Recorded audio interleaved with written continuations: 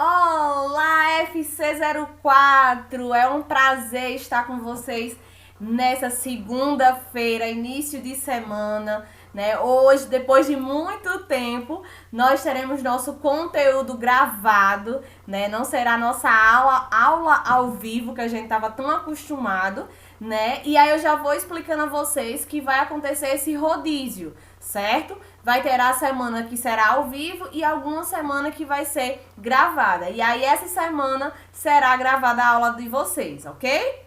Gente, hoje nós iremos trabalhar o capítulo 7, a página 37, e o tema será acidente vascular cerebral, certo? O famoso AVC. Então, quem ainda não fez uma leitura do material, né, dá uma pausa nesse vídeo agora.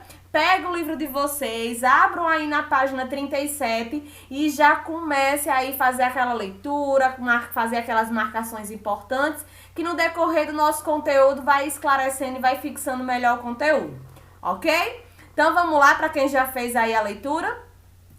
Antes da gente começar o nosso conteúdo, nós precisamos revisar o assunto que a gente viu na semana passada, que foi sobre o quê? Hiperatividade, exatamente, né? A gente viu aí, a gente conheceu um pouco mais sobre a hiperatividade, né? A gente viu que é um aumento da atividade tanto física, né? A questão motora de se locomover, de movimentar e correr, como também a questão mental, de a pessoa ser muito acelerada mentalmente, né? Pensa muito rápido, fala muito e algumas coisas desse tipo, não é isso? A gente aprendeu como identificar uma criança hiperativa e também como lidar com elas, né? A gente viu que a hiperatividade, ela é uma patologia que ela é crônica, né? Ela tem um alto nível de cronicidade, vai levar para o resto da vida, porém, existem tratamentos e algumas alternativas para fazer com que esse indivíduo ele venha se desenvolver da melhor forma possível, não é isso? Então, hoje, nós iremos aprender sobre o que é o acidente vascular cerebral, o famoso AVC, né? Quais os sintomas que procedem um AVC, como é que eu sei que meu paciente está tendo um AVC, né? E os cuidados que devem ser prestados para os pacientes que sofrem com esse problema. Como é que eu, como cuidadora, posso melhorar a qualidade de vida do paciente com AVC, né? Então, a gente vai aprender um pouco mais sobre todo esse contexto aí. Gente, vocês sabem que eu adoro perguntar, né? E eu gosto que vocês interajam comigo. Então, eu queria saber de vocês se vocês sabem o que é o AVC. O que é o AVC? A gente escuta muito, passa até propagandas na televisão, mas vocês realmente sabem o que é o AVC? Podem falar aí, podem comentar no grupo, podem ficar à vontade, vamos interagir. O que é que vocês acham que seja um AVC? A gente sabe que a sigla AVC significa o quê? Acidente vascular cerebral. Mas que acidente é esse? Como é que isso acontece? E aí, alguém sabe dizer?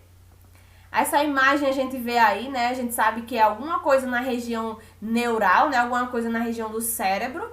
A gente sabe que mexe com algumas estruturas importantes, porque a gente sabe que a nossa cabeça, o nosso cérebro, ele é a CPU do nosso corpo, é ele que manda todas as informações, armazena, faz tudo que o nosso corpo precisa, ele é o comandante geral. Então, a gente sabe se acontecer qualquer incidente nessa região, a gente vai ter alguns problemas, né? A gente vai acarretar alguns problemas futuros. Então, a gente sabe que o acidente vascular, o famoso AVC, ele é marcado pela perda súbita da função do cérebro, certo? Uma perda súbita, devido ou pode ser por uma questão de um entupimento ou por causa de um rompimento de vaso sanguíneo cerebral. Então, a gente sabe que o AVC, ele pode acontecer por duas vias, que pode ser pelo quê?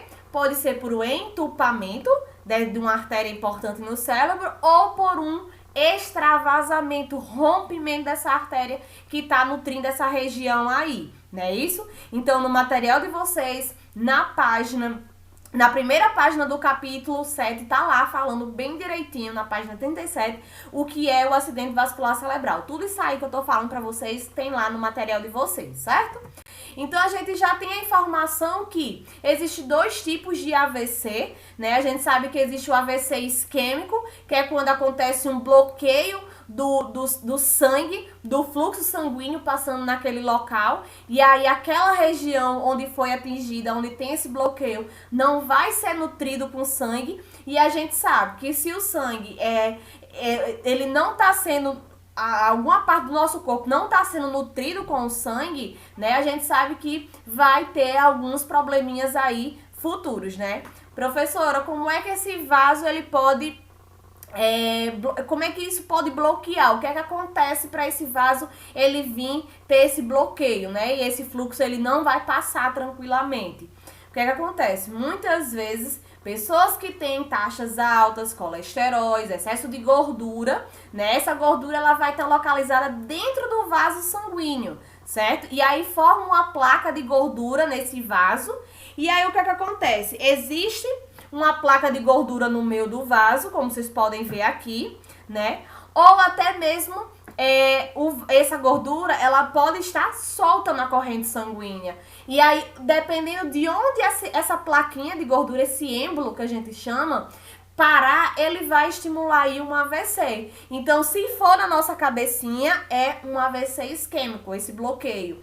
Se for lá no membro inferior, que é na perna, pode ser caracterizado por uma trombose, né? E se for no coração, é o famoso infarto, né? Tudo é um bloqueio. Então, a gente sabe que, dependendo do local, é que a gente vai saber, vai denominar melhor, certo?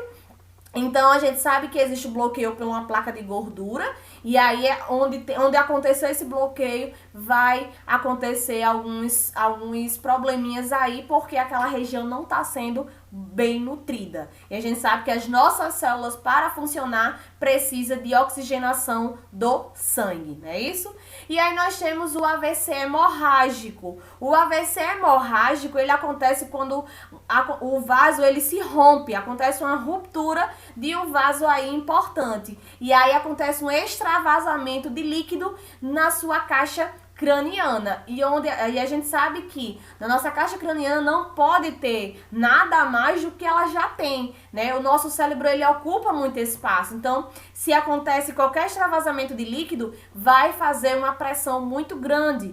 Por isso que um dos sintomas de quem tem AVC hemorrágico é a dor de cabeça intensa, né? Porque acontece aí que toda essa região ela vai estar sendo ocupada a mais do que ela cabe, né? Do que realmente ela pode suportar. Então, a gente sabe que o AVC hemorrágico, certo? Ele é um pouco mais grave do que o AVC isquêmico. Por quê?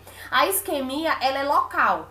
Ela parou naquele local e ali mesmo é que você vai perder aquelas informações. Já o hemorrágico, se o paciente ele não tiver uma boa coagulação, ele vai se espalhar por muitos lugares, né? E a área pode ser maior, e a gente sabe quanto maior a área afetada, mais sequelas esse paciente ele vai ter. Então, por isso que a gente precisa estar muito atento a esses detalhes.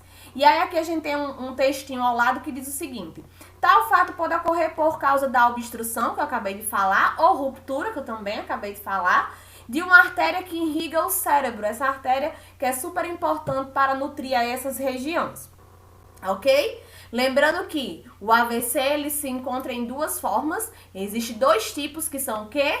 Isquêmico e hemorrágico. A isquemia ela vem pelo bloqueio do fluxo sanguíneo. Já o hemorrágico acontece pelo quê?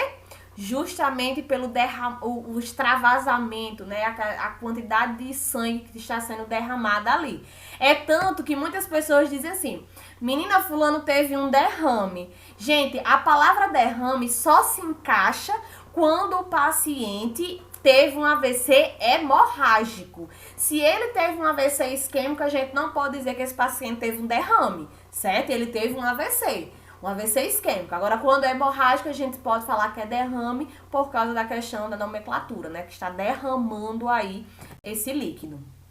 Professora, o que é que pode causar o AVC? né? Quais as causas? E aí a gente vai falar sobre os fatores de risco. Qual é o fator que pode estimular, que pode fazer com que esse indivíduo ele venha desenvolver um AVC? Né? Então a gente sabe que a hipertensão arterial desregulada, uma pessoa está com com a pressão elevada, pode ser um risco, porque a gente vai mexer com a estrutura dos nossos vasos sanguíneos, e esses vasos sanguíneos podem vir fazer o famoso derrame, né? Romper.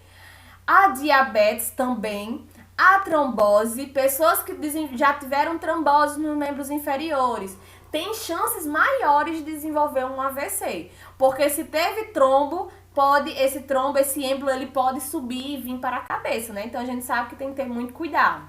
Arritmia cardíaca, colesterol acelerada, certo? Principalmente quem tem taxas aí de triglicerídeo, HDL, LDL. Quem tá com os colesteróis, o bom, às vezes está muito baixo e o ruim às vezes está muito alto, a gente precisa ter muito controle aí. Por isso que é importante fazer um hemograma sempre que possível. O tabagismo, o sedentarismo, certo? O sedentarismo a gente sabe que é uma dos piores fatores que interfere, né, na qualidade de vida, então a gente precisa sair do sedentarismo. E o consumo de álcool também pode estimular aí, pode ser um fator estimulador do AVC. Fora a idade. Com o passar do tempo, né, os anos vão se passando, o nosso corpo ele vai ficando mais frágil. E aí tem essa facilidade, essa predisposição maior de vir desenvolver aí essa patologia, ok? Gente, os sintomas, né? Os sintomas são muitos sintomas. Existe, cada paciente ele vai demonstrar um sintoma diferente, mas existe aqueles que é bem nítido e é bem mais fácil de ser observado. Fácil de ser identificado. De identificar o AVC, que são o quê? Sorriso. Você pede para a pessoa fazer um sorriso e aí a boca da pessoa não acompanha, fica um pouco para um lado, ou até mesmo você percebe que o rosto está com a fisionomia diferente, né? A gente pode pedir para uma pessoa dar um abraço e aí no momento que ele eleva o braço cai, não tem força para fazer a elevação do membro superior, né? E pede para a pessoa repetir uma frase. E a fala da pessoa está embolada, a língua não consegue acompanhar aí de uma forma que dá para entender. Então são os sinais mais predominantes, né? Quase que não sai, mas saiu, que a gente pode observar no paciente. Existem outras situações, como por exemplo dor de cabeça, né? Existem pacientes que sentem muita dor de cabeça, principalmente quando é hemorrágico, como eu falei para vocês. O hemorrágico, dependendo do tipo do AVC, do nível que a pessoa está sendo lesionada, pode ser imperceptível, né? E aí dura até um pouco mais de dias, até se tornar uma coisa mais grave, né? Porque a gente sabe que com o decorrer do tempo, se não correr imediatamente para a emergência, o caso pode se agravar. Então, por isso que a gente tem que se atentar a cada detalhe e estar sempre de olho no nosso paciente, certo? Olha, dependendo da duração, da extensão e da localização do AVC, os sintomas e sequelas podem ser leves ou graves. Então, eu já acompanhei pacientes que tiveram AVC e o AVC foi diagnosticado no mesmo dia que a pessoa teve, mas a pessoa ficou tetraplégica. Não mexia braço, não mexia perna, perdeu voz, perdeu tudo, né? Então, essa paciente já foi um AVC mais grave, por causa da localização que teve o AVC dela, né? Já teve pacientes que teve um AVC, mas foi bem mais sutil, foi bem mais tranquilo, conseguiu recuperar das sequelas que foi ocasionada, então varia muito de duração, da extensão e da localização que foi afetado o seu cérebro, certo? E aí nós temos a informação que entre 10 a 35% dos casos desenvolvem depressão. E aí essa questão da depressão vai variar muito de onde foi a localização, vai mexer também com a questão emocional do paciente em questões de eu fazia isso e hoje em dia não faço mais por causa da sequela do AVC. Então, existem vários pontos aí que podem estimular o paciente a desenvolver a depressão, certo? Gente, os fatores fundamentais para uma boa recuperação na reabilitação do paciente são dois, né? Os cuidados físicos e os cuidados psicológicos. E aí a gente abre aí uns parênteses para o cuidado físico.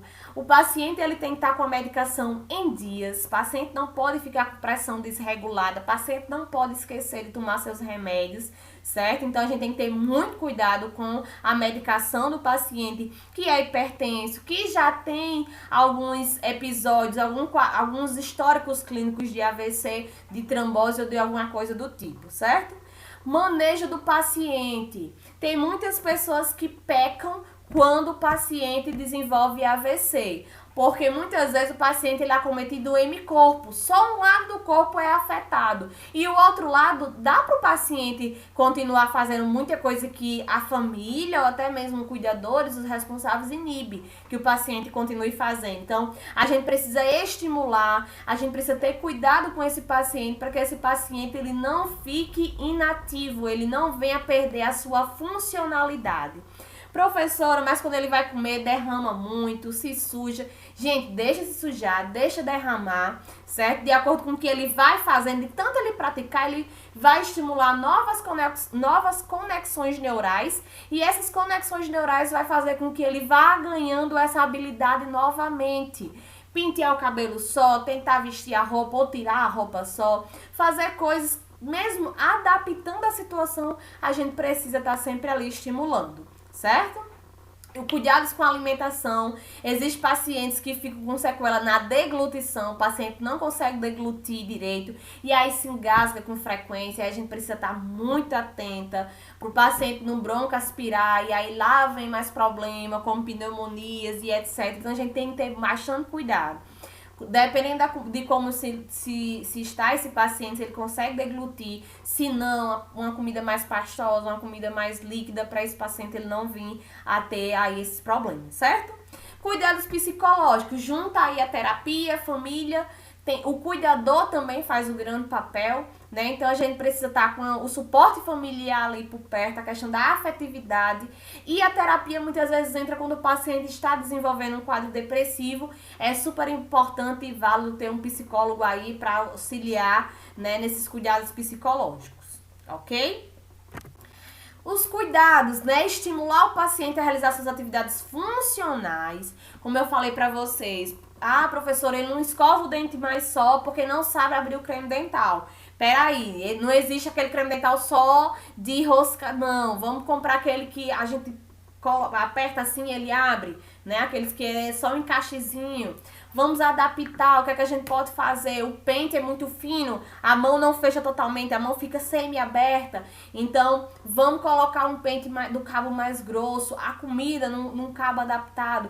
Então, a gente precisa adaptar o ambiente para esse paciente, certo? Não fazer tudo por ele, porque às vezes ele tem até capacidade de se desenvolver muito mais, de ganhar muito mais qualidade de vida, né? Mas pelo excesso de cuidado, a gente peca aí, o paciente ele vai ter aí o resultado final que não é tão legal, certo? Utilizar dispositivos auxiliares para a marcha. Paciente tem dificuldade de se locomover, vamos utilizar uma bengala, vamos colocar um andador, vamos colocar uma cadeira de roda, vamos estimular esse paciente a se locomover. Professora, minha idosa não quer, ela não aceita de forma alguma um andador, ela não aceita ir para cadeira. A gente precisa conversar sobre isso. Então, precisa mostrar à idosa os benefícios de quando ela vai tentar essa vida mais ativa, né? Porque direto presa no leito, direto deitada numa cama não é vida para ninguém. Então, a gente precisa estar sempre mostrando quais são os benefícios que ela tem. E dizer, a senhora não está conseguindo andar direito agora, mas quanto mais a senhora forçar, quanto mais a senhora tentar, mais a senhora vai ganhando habilidades. É como uma criança que nasce sem saber de nada e com o tempo vai começando a trabalhar e aprendendo tudo de novo, né? Ou, aliás, tudo do começo. Então, é por isso que a gente não pode deixar de forma alguma de estimular esse paciente. Os calçados dos pacientes, eles precisam ser confortáveis, porque muitas vezes o paciente ele fica com o pé equino. Que pé é esse, professor? Aquele pezinho caído, que quando ele vai fazer a marcha, que vai elevar o membro, a ponta dos dedos arracha pelo chão. Então a gente tem que ter muito cuidado para não arranhar, para não machucar. O sapato tem que ser muito bem fechado, mas não apertado, né? Então tem que ser um sapato confortável. Muitas vezes tem paciente que necessita usar até órtex, né? Que é aqueles... existem as órtex da mão, para a mão não entortar, não ficar com deformidades. Tem órtex para os pés, então a gente precisa estar muito atento a esses cuidados aí. E a alimentação, como eu falei anteriormente, tem que ser regrada, de preferência, passar pela nutricionista para ela avaliar e passar a melhor dieta para o paciente, ok? Gente, qualquer dúvida sobre o conteúdo, vocês podem me procurar lá no grupo do WhatsApp, vamos interagir, vamos conversar, que eu tô lá disponível para vocês no horário da aula de vocês, ok? Nosso próximo conteúdo nós iremos falar sobre doença de Alzheimer. Justamente, nós iremos falar aí sobre o Alzheimer. Então, quem quiser já ir fazendo uma leitura do material, fique à vontade, não tem problema nenhum, ok?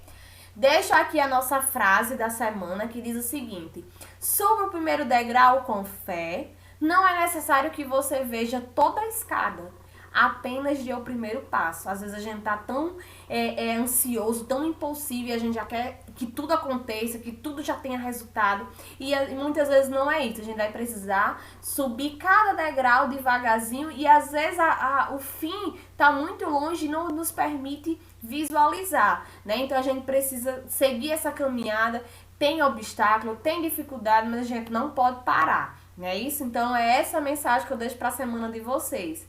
Sobre a atividade, não deixem para responder nos 45 minutos do segundo tempo, pelo amor de Deus. Respondam antes, qualquer dúvida, me procure que eu tô aí para ajudar vocês, tá certo? Um super beijo no coração de vocês, sintam-se fortemente abraçados virtualmente e até segunda que vem. Tchau, turma!